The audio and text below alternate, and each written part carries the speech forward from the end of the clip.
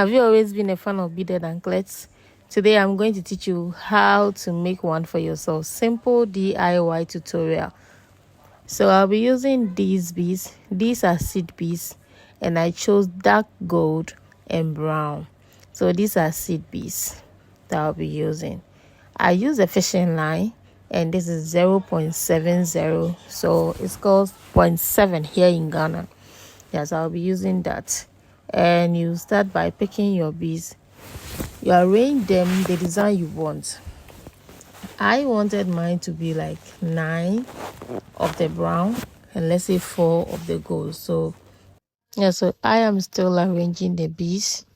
So the materials you need for this are your scissors, your beads, of course, fishing line, long nose, and waist bead lock.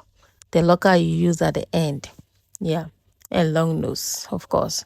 So I am still arranging the beads. The design you want, you can choose to mix them together, then you pick it, or however you want your design to be, you pick them as you want. Yeah, so I am still arranging it. And yeah,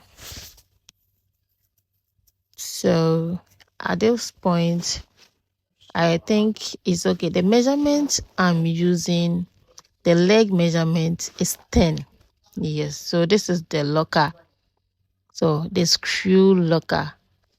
So I unscrewed it and you see that one area is longer than the other. So I use the longer area first.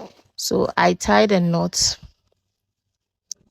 So I used the long nose to help tie the knot and make sure it's secured. So I cut the excess with the scissors and I pushed the knots inside the locker. So I did that with using my hand to push the beads, yes, inside the locker. So I then took my measurement to measure. The measurement we're working with is 9.